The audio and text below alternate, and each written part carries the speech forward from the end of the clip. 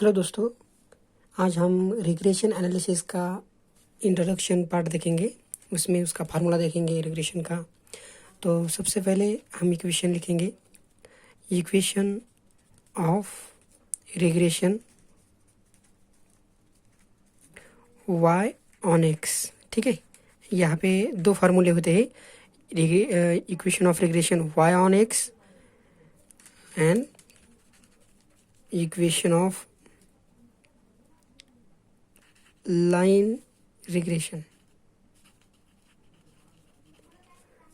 Line regression x on y। ठीक है, ये दो फार्मूले, एक x on y on x and x on y। y on x मतलब x, we have to return the equation in terms of x y, okay, and line regression x on y मतलब we have to return equation in terms of x। ठीक है, तो इसका formula है y minus y bar equals to covariance of x comma y upon sigma x whole square, that means variance of x into x minus x bar. ठीक है, ये formula है।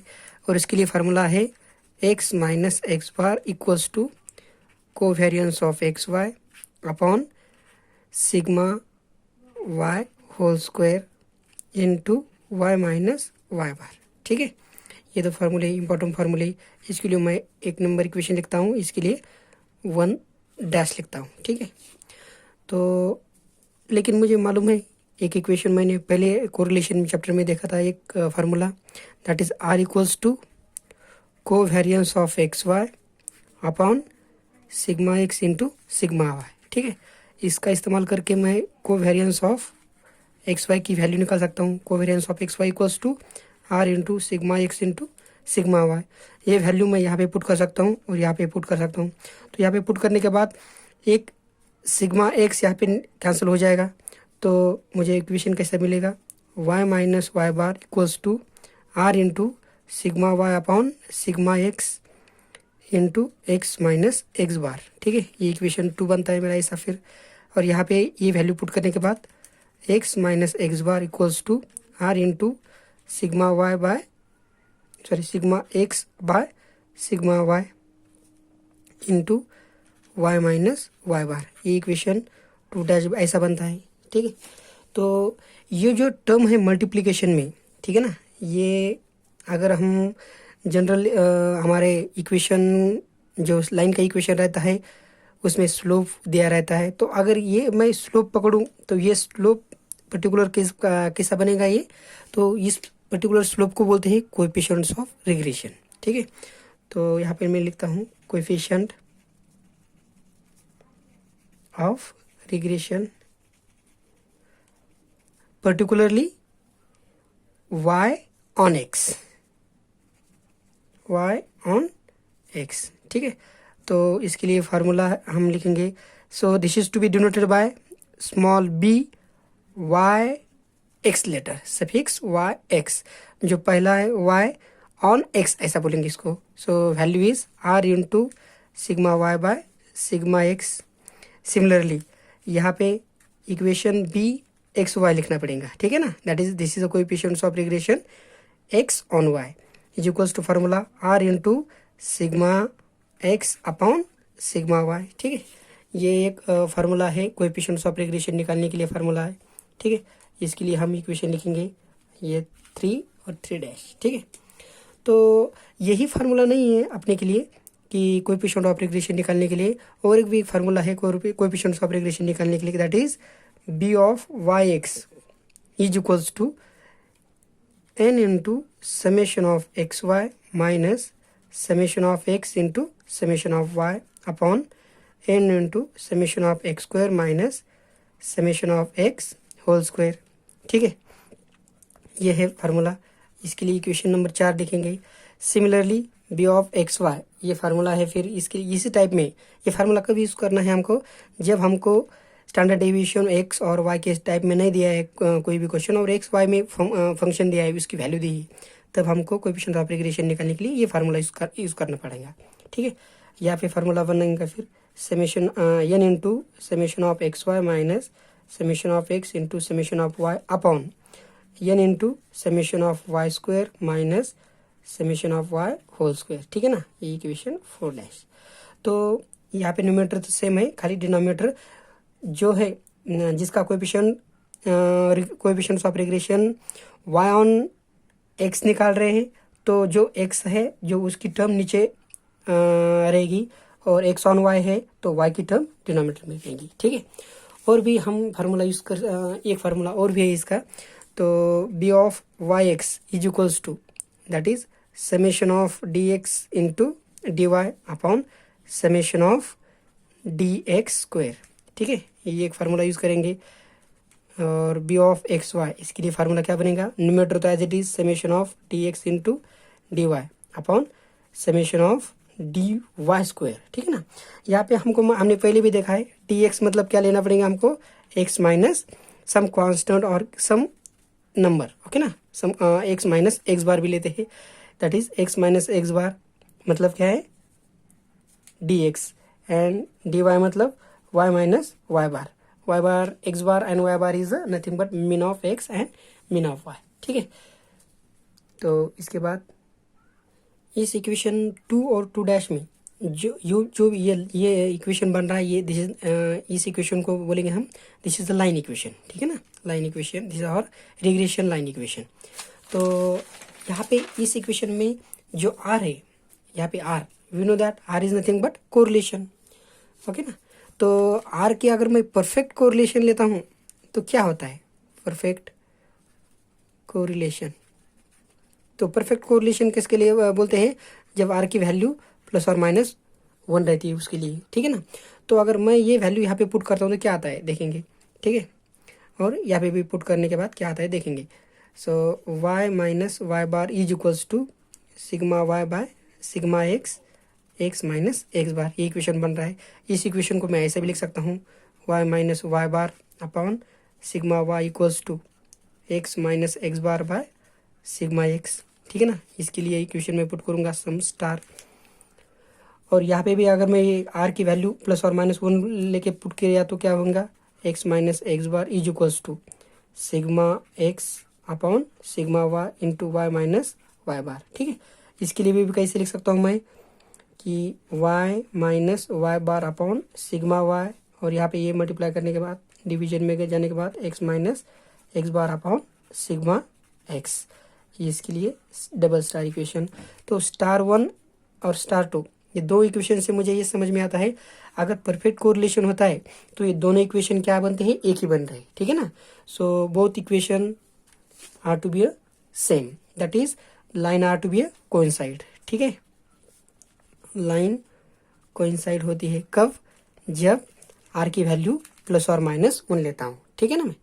तो जब दो इक्वेशन कब बनेंगे मेरे, फिर जब आर की वैल्यू मैं डिफरेंट ले लूँगा, ठीक है ना। आर की वैल्यू मैं 1 और -1 से डिफरेंट ले लूँगा, तभी मेरी ये दो इक्वेशन बनेंगे, ठीक है। इसके बाद की कंसेप्ट देखेंगे हम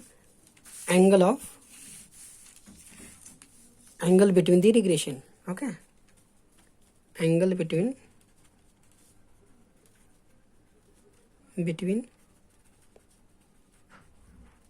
रिग्रेशन लाइन, ओके। तो पहली लाइन लेता हूँ मैं regression line y on x, और यहाँ पे लाइन लेता हूँ x ऑन y, ठीक है। तो ये कौन सी लाइन है मेरी, y minus y bar is equals to r into sigma y by sigma x into x minus x bar. और x ऑन y की लाइन कौन सी है, x minus x bar is equals to r into sigma x by sigma y into y minus y bar, ठीक है ना। ये मेरे एक और दो इक्वेशन जो पहले स्टार्टिंग में मैंने लिए थे, ठीक है ना। तो मैंने बोला था अगर कंपेयर करने के बाद this is nothing but my slope, okay ना। ये क्या है, स्लोप है। तो m1 मैं पकड़ूंगा इसको r into sigma y by sigma x, okay. और इस इक्वेशन को पहले इसको इस फॉर्म में कन्वर्ट करना पड़ेगा। अगर मैंने इसको कन्वर्ट करने के बाद क्या आता है फिर, so this equation we can return y minus y bar is equals to यहाँ पे डिवीजन मल्टीप्लिकेशन में, so sigma y by r into sigma x x minus x bar, ठीक है ना। इससे ये क्या आता है फिर ये हमारा next slope that is m2, so sigma y by r into sigma x, ये मेरे दो स्लोप है, ओके ना। तो मुझे तो मालूम है if we take theta, okay ना, if we take theta is angle between two relation line, two regression line, okay. Then tan of theta, formula क्या है मेरा फिर, tan of theta is equals to m1 minus m2 upon 1 plus m1 into m2, ये formula है। इस फार्मूले में मैं वैल्यू पुट करूंगा, फिर m1 की वैल्यू क्या है r into sigma y by sigma x minus sigma y by r into sigma x upon 1 plus r into sigma y by sigma x into sigma y by r into sigma x, ठीक है। अगर numerator में यहाँ पे मैंने sigma y और denominator का sigma x common लिया तो, और यहाँ पे क्या है ये आर और आर डिनोमिनेटर का आर कैंसिल हो जाएगा, तो यहाँ पे क्या बनेगा फिर equation, this is nothing but r square, r से मल्टीप्लाई करने के बाद r square minus 1 upon r, ठीक है। और यहाँ पे क्या आएंगे वैल्यू फिर ये sigma y upon sigma x, ठीक है। डिनोमिनेटर में यहाँ पे sigma 1 plus sigma y square upon sigma x square, cross multiplication करने के बाद sigma x square upon sigma x square plus sigma y square upon sigma x square.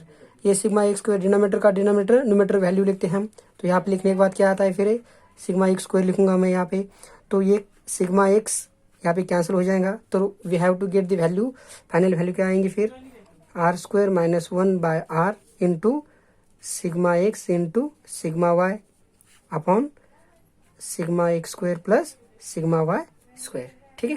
तो ये वैल्यू बन रही है मेरी, लेकिन मुझे एंगल निकालना है, that is we calculate theta, ठीक है ना। थीटा निकालना है तो मैं क्या करूँगा फिर इसको, सो थीटा निकालना है तो so tan inverse of, so this implies theta equals to tan inverse of sigma x into sigma y upon sigma x square plus sigma y square, right ना। लेकिन ये क्या है r square minus 1 upon r, लेकिन मुझे मालूम है कि आर की वैल्यू, आर मतलब कोरिलेशन, आर की वैल्यू कैसे क्या होती है ये, this is nothing but r is lies between plus और माइनस 1, तो आर स्क्वायर भी, आर स्क्वायर इसका मतलब आर इज लाइज बिटवीन 0 और माइनस 1 टू प्लस 1 के बीच है, तो आर स्क्वायर की वैल्यू कैसे रहेंगी फिर 1 और 0 और 1 के बीच में रहेंगी, क्योंकि निगेटिव को पॉजिटिव करेगा स्क्वायर से, तो ये वैल्यू कभी भी एक के ऊपर नहीं जाएंगी, ठीक है ना। तो इसलिए मैं क्या लिखता हूँ इसको, so that is 1 minus r square upon r, ठीक है। So this is nothing but my angle between the two regression line, okay. इस एंगल में हम देखेंगे, अब हमको मालूम है आर की वैल्यू अगर मैं यहाँ पे अलग अलग लेता हूँ, ठीक है ना, आर की वैल्यू अगर मैंने यहाँ पे ले ली है प्लस और माइनस 1, ठीक है ना, इफ एक केस बन रही है मेरी, if r equals to plus और माइनस 1, यहाँ पे ये वैल्यू लेने के बाद क्या होता है फिर ये, सो 0 आएगा ये पूरा, ठीक है ना। सो थीटा इक्वल्स टू 0 और it may be a multiple of pi, ठीक है ना। तो इसका मतलब जो भी तो इक्वेशन बनेंगे वो कैसे बनेंगे मेरे, so that means two lines are to be a coincide, ठीक है ना, और पैरेलल। फिर एंगल थीटा 0 आ रहा है, तो इसका मतलब क्या है 0 और पाई आ रहा है, तो इसका मतलब दोनों लाइन कैसे रहेंगे, एक तो पैरेलल रह सकते हैं या फिर कोइंसाइड रहेंगे, ठीक है ना। अगर दूसरी केस में अगर इफ आर इक्वल्स टू 0, अब आर 0 कब आता है, कोरिलेशन 0 कब आता है, जब दो मुझे वेरिएबल दिए एक्स और वाई, ठीक है ना, उसका कोरिलेशन 0 कब आता है, जब उसमें कोई भी रिलेशन नहीं रहता, ठीक है ना, दैट इज अनकोरिलेटेड डाटा जो रहता है उसका कोरिलेशन मेरा 0 आता है। If r equals to 0 then यहाँ पे क्या आएंगे वैल्यू, यहाँ पे 0 पुट करने के बाद ये टोटल इन्फिनिटी आ जाएगा ये, so we get the tan inverse infinity, ठीक है ना, tan इनवर्स इंफिनिटी का मतलब tan इनवर्स इंफिनिटी कब आती है value, when we take theta equals to π/2। तो π/2 पे क्या होता है फिर, इंफिनिटी आती है। तो इंफिनिटी कब आती है मेरी, एंगल की इंफिनिटी कब आती है, when angle between the two lines and infinity are to be occur, that is theta equals to π/2। तो लाइन कैसे रहते हैं फिर ये, so lines are perpendicular. Okay, so ये दो कॉन्सेप्ट है, बहुत इंपॉर्टेंट है वो concept, angle between the two regression line. ठीक है, इसके बाद हम नया कॉन्सेप्ट देखेंगे। यहाँ पे इस कंसेप्ट में हमको देखने हैं कि डिफरेंट थ्योरम इस कोरिलेशन कोएफिशिएंट के रिस्पेक्ट में। ठीक है ना, तो पहला जो पॉइंट बोलेंगे हम इसको। तो पहला जो पॉइंट है उसमें कि correlation coefficient is geometrical mean of the regression coefficient. Okay ना, क्या बोला है उनको, कोरिलेशन कोएफिशिएंट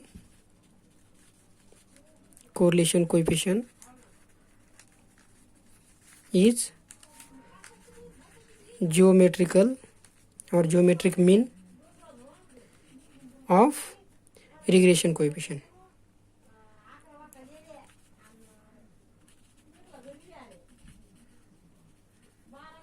रिग्रेशन कोएफिशिएंट, तो मुझे मालूम है regression coefficient b of x y और बी ऑफ वाई एक्स, ये दोनों फार्मूले मेरे पास है।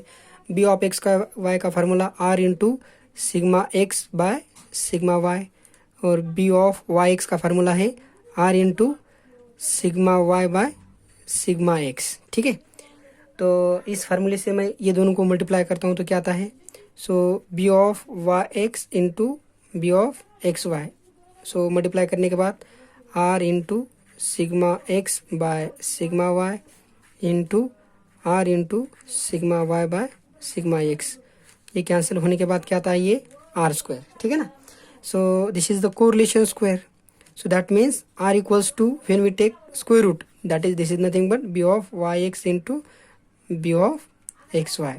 सो correlation coefficient is geometrical mean of the this is regression coefficient. Okay, next देखेंगे, सेकंड हम देखेंगे कि रिग्रेशन कोएफिशिएंट हम दो बार निकालते हैं। ठीक है ना, if regression coefficient, if one regression coefficient